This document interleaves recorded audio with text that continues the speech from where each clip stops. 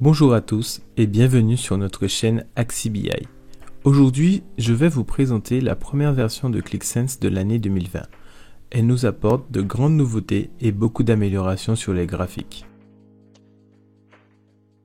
Cette nouvelle version améliore la détection du langage naturel dans le moteur cognitif. Par exemple, vous pouvez poser une question comme « Show me the margin ».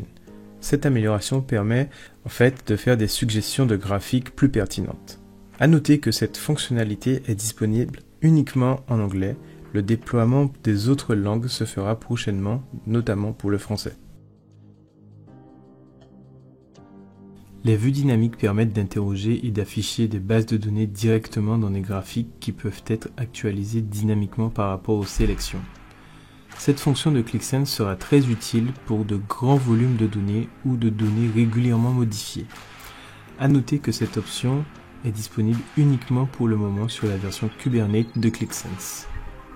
Depuis juin 2019, ClickData Catalyst a la capacité d'ingérer, de profiler, d'affiner, de cataloguer et de publier les données stockées dans le fichier QVD. Cela a été complété par l'introduction d'une nouvelle offre en septembre 2019 qui vise uniquement à aider les clients de Click à organiser et à trouver les fichiers QVD. Maintenant, l'intégration entre ClickSense et ClickData Catalyst est disponible pour les clients qui disposent des deux solutions.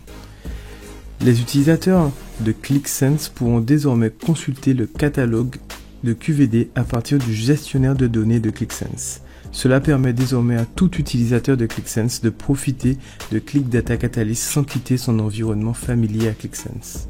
Cette version comporte de nouvelles capacités statistiques permettant d'ajouter facilement une ligne de tendance à la fois au graphique en barre et au graphique linéaire.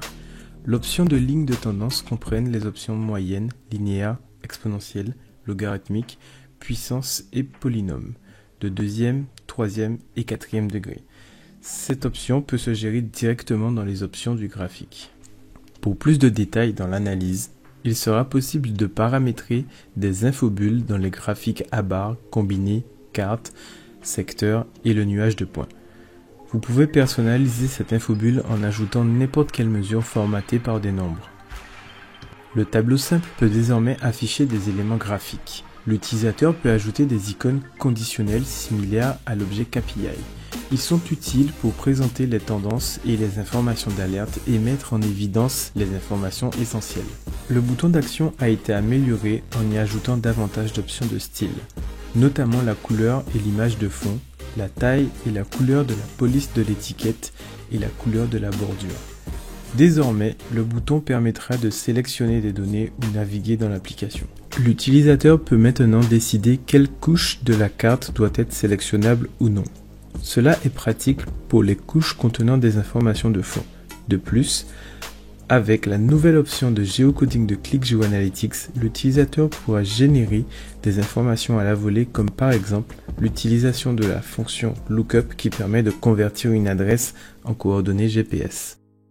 Une nouvelle option de tri personnalisé et mesure descendante par défaut est désormais disponible dans le graphique en entonnoir.